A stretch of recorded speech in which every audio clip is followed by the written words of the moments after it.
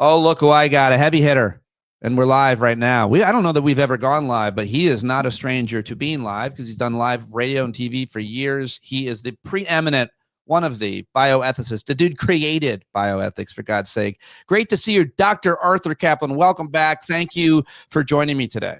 Thanks so much for having me. Return. Back again. To talk about with you today, of course, as there always is, a list.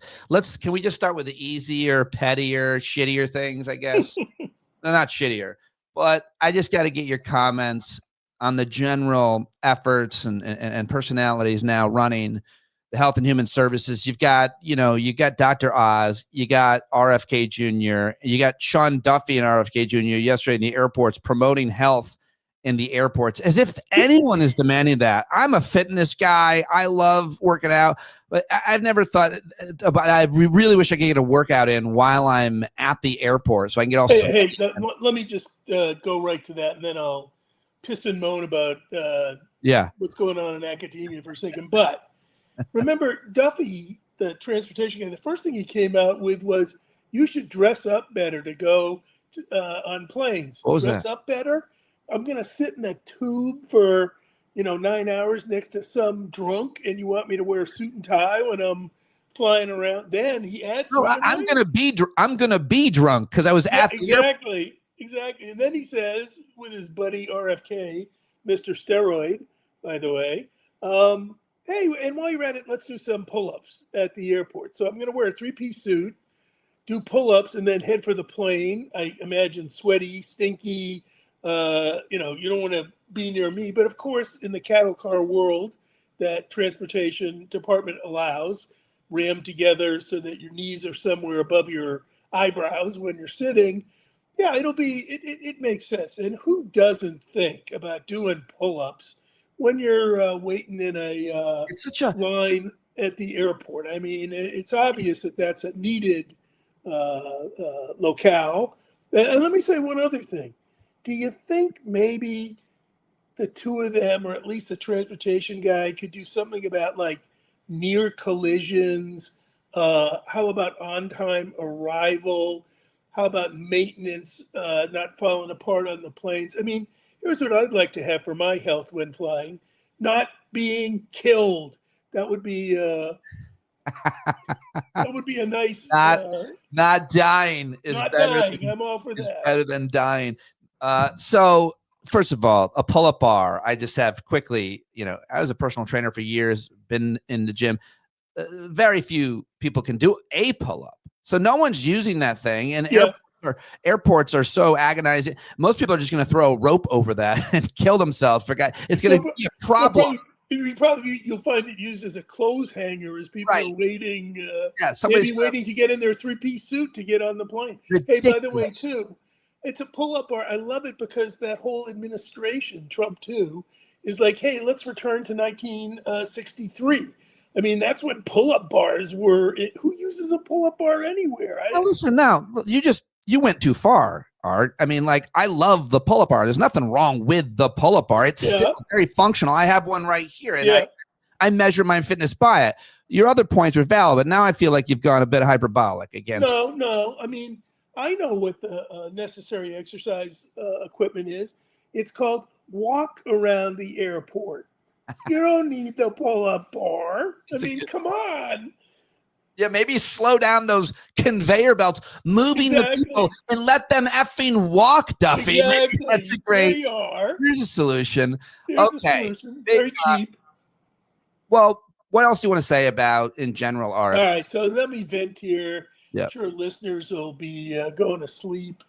A pity party is about to break out. Sorry, but I'm about to retire July from my administrative role. I've been running a bioethics department at NYU Medical School for 13 years, and I'm going to give up the glories of budgets and HR fights and wokeness and who's mad at who because they didn't get authorship and that sort of stuff. I'll stay active, talking to you and writing about things and moaning about things, but I don't really mind the process of starting to leave because you cannot imagine how miserable this administration has made the universities, academia, my own place. We're heavily grant dependent on medical research at our medical school. They've cut back about 25% cancer research. Forget about vaccines and all the rest of it. Cutting back cancer research? Who permits that? I mean, it's nuts. Secondly, they cut out a lot of the student scholarships. We are having the size of our classes coming in to become scientists, chopping them in half.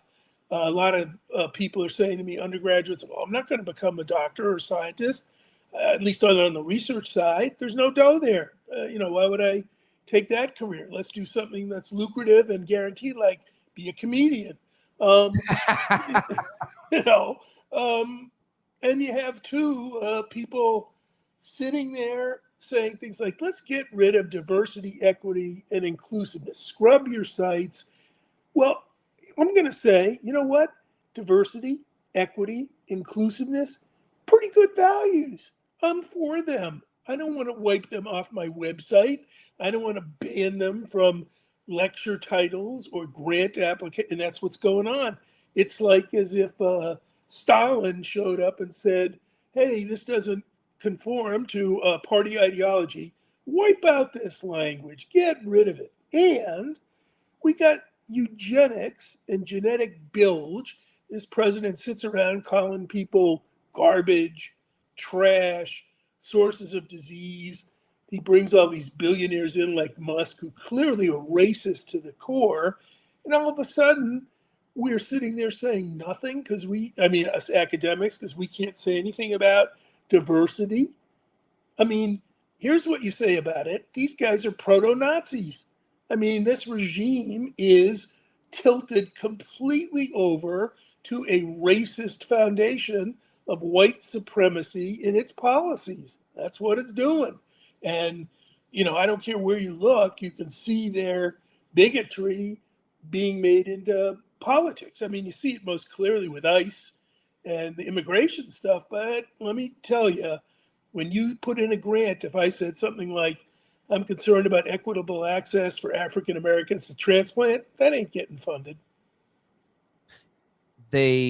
Let's talk more about the research cuts and what it means, because I feel like that's one of the undercovered stories. I mean, did you say that they cut back on cancer research 25%? I don't understand how that could be or what that looks like. Was it only cancer research that affects trans people? Because that would make sense. No, it's for all of us. Why? Partly because RFK Jr. has it in his head that if you stop using seed oils, get rid of food dyes, do pull-ups at the airport, you won't get cancer. So his approach starts to be what I'm going to call victim blaming. Why did you get cancer? Your fault. Whether you were in a family that had a genetic predisposition, or you inherited genes for breast cancer or pancreatic cancer, his dim-witted view is that, it's personal behavior that's going to be the solution to cancer. And this comes at a time, we have something called mRNA vaccines. They were the basis of the COVID vaccines. People went nuts with them. What they basically do is trick cells into attacking unwanted invaders in your body, viruses like COVID or flu or whatever. We didn't have that technology up until COVID. A lot of people hate them, fear them, have gone nuts about them. This is where you get Kennedy saying, we got to ban COVID vaccines because they rely on this mRNA technology, snipping basically genes out of some cells and turning them into warriors against invading cells. Well, you know what cancer is? It's an invading cell. You know what we're on the verge of is using that mRNA technology to make vaccines to kill cancer. But they hate mRNA vaccines in the administration. By the way, for listeners, remember Jimmy Carter kept living with his melanoma? He was getting experimental skin cancer vaccines that worked. It kept him alive at least a couple more years. Wow. And we're on the verge of more of those. And they're not funding that stuff. And that is nuts. So much nuts, so much craziness, especially when it comes to vaccines. Let me just quickly ask, I don't know if this is a question that you're, but when you talk about trying to prevent the research into the science, and in this case, vaccines that would prevent or cure cancer or treat cancer. That's obviously one approach. The other approach is identifying what causes cancer and trying to prevent that. And if what causes cancer is our consumption of certain foods or the air we breathe or water, or living conditions or something like that, is there any possibility that they, are doing something to identify the causes? Because science has always been looking for the causes. I think we know there's a pretty strong link between things like lung cancer and smoking. Sure. And we can go on about certain behaviors and obesity and so on. But what's your answer to that? So here's where Kennedy is as the chief health guy. He's pursuing, if you will, environment, but it's bizarre. It's this sort of, we got to get away from, seed oils, and we've got to make sure we take our supplements and this sort of stuff. What they're shutting down at the same time at the EPA, Environmental Protection Agency, and other monitoring agencies are exactly what you're talking about. Right. What's the impact on cancer of industrial pollution? What do you do if you cite every dump next door to a minority neighborhood, which is almost always what happens? What's their cancer rate look like? If you live in North Jersey and you drive down the turnpike and you see all the oil industry stuff blowing its waste, we call that the cancer corridor. But we don't have to worry about that anymore, because in their wisdom, they've decided, let's not collect data on that. That'll make the cancer rates go down because we won't know about them. We'll have no numbers. They're not taking on the industries. They're not taking on the real, I'll say, environmental causes of cancer, really trying to get, let's just say, pesticides out of food. How about that one? I'm all for that. And we know that there's dangers in the way our agriculture works. Is Kennedy talking about that? No. So, perfect answer. Let me move on to, though, just one more question around, I guess, this, which is specifically one of the most outrageous things that has happened, I think, and maybe you can cite something more outrageous, but it feels to me like this is the kind that probably resonates and has an immediate effect that reverberates, was when RFK Jr. and then the president himself said that there is a link between Tylenol and vaccines, and that pregnant women shouldn't take Tylenol.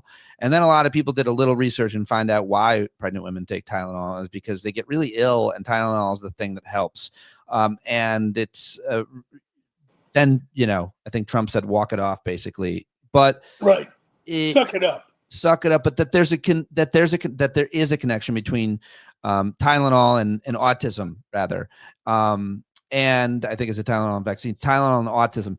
What kind, like, does anything else so publicly do damage? That seems like a very easy thing for people to hear. Tylenol, pregnancy, don't do it, or your kid's going to be born. And it's your fault, by the way. The other aspect of that was that people who do have kids who are autistic then blame themselves for taking Tylenol and not. They're selfish. They decided their fever and their terrible pain from whatever they got when they were pregnant, they're going to put that over the interests of their baby. Who does that? Nobody does. Mothers don't do that. That's insulting in the extreme to women. But the Tylenol autism link is so bogus. I don't know. You're probably right. It's a contender for maybe stupidest cause and effect claim that I've heard out of this administration and out of Kennedy, Oz, and Trump. Why? Because the mechanisms of how Tylenol work don't have anything to do with the behavior that results when you have autism. Secondly, autism isn't a single thing, right? There are geniuses who are autistic. There are people in institutions with severe autism. The idea that it's all one thing, that's wrong. Kennedy talks about it like, and you don't want to get autism because that means you're going to be incontinent in an institution having somebody spoon feed you. And I agree, and that's probably where Musk belongs as the most visible autistic guy running around. I mean, again, it causes this range of stuff. How does that work? We know that autism has been around before Tylenol. How's that for a reputation? I mean, Tylenol started getting marketing, I think, in the mid-90s. There's plenty of autism diagnosed before that. Have the rates of Tylenol use been going up like the rates of autism have been going up? No, they're pretty steady. So it makes me think that's not a cause and effect. So I don't know where they came up with this thing. They promised, I don't know, for a couple of months earlier, they're going to come up with big news and Right. solve the autism thing. And this was it. And it was like the biggest nothing burger ever produced. I believe the maker of Tylenol is suing them as well. I'm not sure. Oh boy, I would. Yeah. I would Yeah, be. certainly. And along the lines of, when we talk bioethics, it seems like one of the classic issues would be vaccine mandates, to kind of discuss and debate whether or not that we should, governments and society should have them or not, and mandating vaccines. And generally, vaccines are mandated through public school, right? Entry, when you're not going to be able to go to school. State laws saying you need them to go to school. Right. And so that's the best way to make them work and to be effective. And often they're given before the baby even leaves the hospital, because otherwise that mom may never come back. And some listeners may have heard about the fight now about hepatitis B vaccine. That's what I was getting to. Yeah. And you have to give that right away. And the goofballs on the vaccine advisory committee, the list of goofiness being very long now, unqualified people who don't know what they're talking about, they keep saying, well, you don't have to give it at birth because the baby hasn't been sleeping with prostitutes or showing up at gay bars where hepatitis might be communicated. It is true there's sexual transmission of hepatitis. It's also true that you can get hepatitis if you get scratched. It's also true you can get hepatitis because it lingers for about a week. This is a toilet seat disease, by the way. So you want to get vaccinated because you can get exposed to blood as a baby, as a newborn, all over the place. And I'll add one other thing. Maybe mom is pure and wonderful, but that doesn't mean that dad was, and dad wasn't exposed somehow to hepatitis in his life that he didn't know by his rampaging dating life or whatever he was doing. You want to vaccinate the baby. There's been no safety issue. Why are we changing the schedule? And we know we save and prevent cases. Makes no sense whatsoever. But let me say one word about the mandates. Yeah. It's the ethics stupid. To quote James Carville, I think it was on the economy stupid. Yeah. Here, why are we vaccinating and mandating? It's not just to protect your kid. It's because if you don't vaccinate, you choose not to, then my kid who's got an immune disease or was born needing cancer therapy or had a transplant can't be vaccinated because it doesn't work because their immune system doesn't work. I don't want your kid to infect my kid. And I also don't want your kid to infect grandpa when he comes to visit. Or I don't want your kid to infect the newborn that we were just talking about who doesn't have any immunity when mom brings him over to show him off to the family and all that sort of thing. What I mean by the ethics is you have a duty to protect your neighbor. You have a duty to protect the vulnerable. They can't do it themselves. And where I think some of the vaccine arguments have gone off track, this isn't about the safety of vaccines. That's bogus. These vaccines are safe for kids. It's selfishness. It's just saying, I don't want to do it. I'm not going to do it. I choose not to do it. Kennedy says, I'm not anti-vaccine. I just want you to have choice. Well, here's the rebuttal. If you don't mandate vaccines, the choice will be, I'll kill that neighbor's kid. Well, you make it pretty stark, but I do think, just to be clear, there is a certain strain or percentage of Americans and people living around the world that don't care about their neighbors or the vulnerable. I think we saw that during COVID. I think that shared sacrifice is something that America hasn't made since World War II. We don't necessarily care. I couldn't agree more, but let's take it on and let's call it out. No doubt. And let's say, hey, you know what? You don't vaccinate your kid to help others. You're an asshole. I mean, not only that, if you have more items than the person behind you at the grocery store, move aside. Like, these are kind of, thoughtful behaviors. It's not, these are the easiest behaviors in the world to help a stranger. There could be almost nothing. Here's what the Florida Surgeon General said when he said we're going to do away in the state of Florida with childhood vaccine mandates to go to school. We're going to get rid of them. And some reporter properly said, well, that's going to cause an increase in deaths among kids who can't get vaccinated. You know what he said? Well, that's the cost of liberty. The cost of liberty is to kill kids in Florida? I know that's an attitude you hear about gun laws. Now it's being extended into vaccines. I'm going to say it again. It's bogus ethics. Bogus. Well, it's not ethics. It's not ethics. It's selfishness. It's I don't know, almost a kind of indulgence, self-indulgence. You're a bioethicist, one of the most respected in the country, and you've been in and around this world for your whole career. I don't think we've ever really asked about teaching ethics. I didn't learn about it being a subject, course, a study until I think I was in college. And I heard about it, and I didn't study it. My brother-in-law, I remember, gave me an ethics book. Yeah. I was like, "What's this? Where is the appropriate time? Is it slipped in all of our childhood lessons? Like, I feel like Mr. Rogers taught me ethics. Yeah. But I mean, is there a formal way, or even a PBS way that it should be taught to young kids? Much less, because it seems that we have lost a lot of care and respect for our humanity in a lot of ways. When we're rooting for people to bleed out in the sea, and we're pro-torture and pro-war, Yeah. and COVID. Yeah. What does it belie? So, two things about teaching ethics. It has to start early, but it should be continued throughout the education system. I mean, I know people disagree about ethics, and that's okay, but at least knowing how to think it through, what's a good argument, what's a bad argument, where do the foundational principles come from, blah, blah, blah, blah.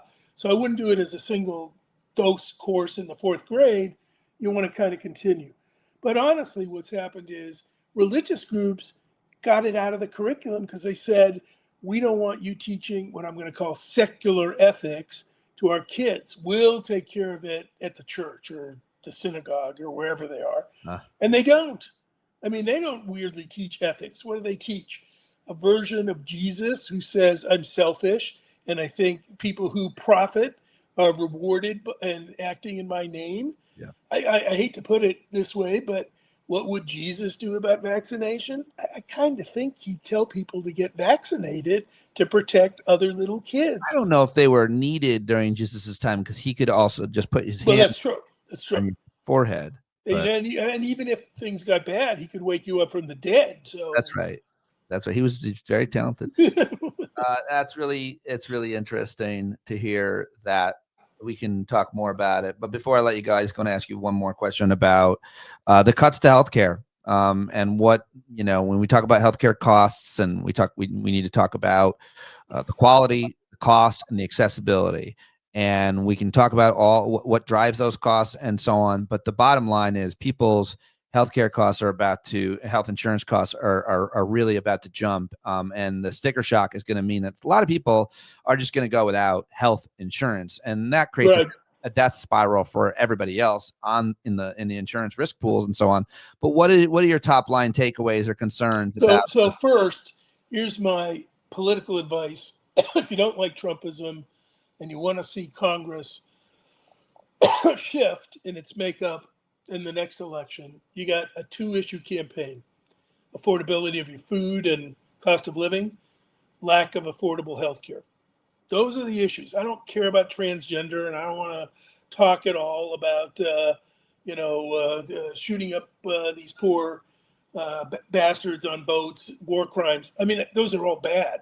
But the core issue, you can't afford your meals because of these stupid economic policies, tariffs, and the big, beautiful bill that's about to come without any remedy by a Republican president and Congress is going to disenfranchise a huge number of people who now get Medicaid, a large number of people who now, depending on Obamacare, because they get subsidized to pay the costs. The Republican idea that I've heard is give every American $2,000 and let them buy their own health insurance. Well, that'll be interesting. $2,000, you know what that's going to buy you? Band-Aids and maybe some Tylenol. But by the way, every time I hear that, I need to interrupt and remind people that's what Obamacare is. You get a subsidy to buy health insurance on a market. That's what it is. It is, but it's not $2,000. It's more money than that. Yeah, it's much more money because it's not a solution. They explain it like it's a solution. No, it's Obamacare, but you get way less for your money. Exactly. And I'll buy that. Yep. I think that's a good way to put it. How about this proposal? We'll cut your subsidy, and then it won't be Obamacare anymore. you'll just be unable to buy anything. It'll So be, yeah. if this goes, and I think it is, I'm not seeing any effort to stop it by that Congress and that president, then I think what you're going to see is a lot of people making new friends at the ERs, because that's where they're going to go when you don't have insurance. You jam up the emergency room and just show up there. I don't know. Last time I went there, I had a burn that I got, sunburn, and I went to the ER just to get some burn treatment, if you will. I don't know.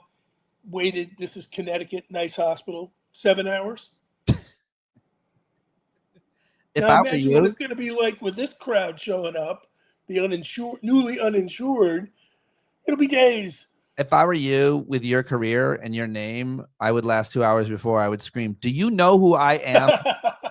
What I Hey, listen, do to this ER, much less this entire hospiil complex?" By the that way, is that is my wife's view, but I do have to remind you, we just went through a little bit about ethics, and yes, I how know about we you. look out for the neighbor? That is, Well, I should mention that last time I waited in the emergency room too long, I screamed, "I'm Arthur Caplan," and I don't know if that got back to you at all. By the way, it's not the smart.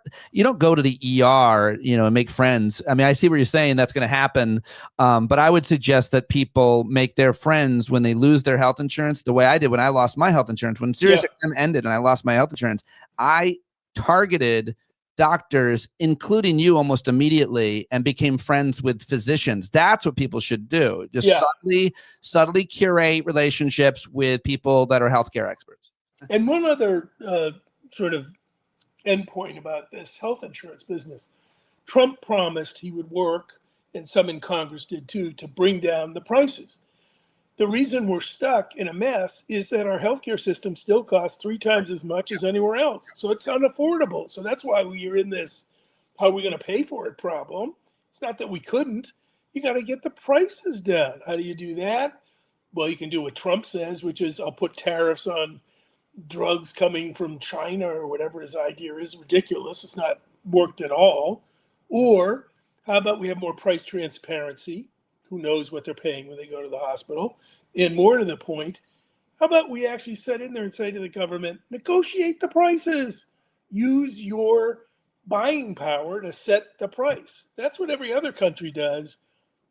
We don't bargain here. And I think you would know a thing about this, doesn't the VA do that? VA does it. Military medicine, its own system, does it. And the drug companies put up with it. You know why? That way they cut off the political griping of the vets, who otherwise would be paying high prices and left out in the cold. So they bought them off. Well, they don't want to buy off the people on Medicaid because they're lazy. Yeah, and they don't work. By the way, let us remember who is on Medicaid: single head of household females, disabled people, poor children, elderly in nursing homes. Yeah, I think it's a pretty good workforce. A lot of those people are lying about their elderliness. Yeah. They could do more. There are a lot of phony wheelchairs out there too. I have many more issues to talk to you about, but out of time. I appreciate the time that you gave us. You give us any time, Dr. Arthur Caplan. Thank you very, very much for joining me as always. Hey, thanks for having me. Really enjoy it. Everybody watching live, thank you for stopping by. Tell your friends, patreon.com/Pete Dominic, and I will talk to you later. Bye, everyone. Thank you.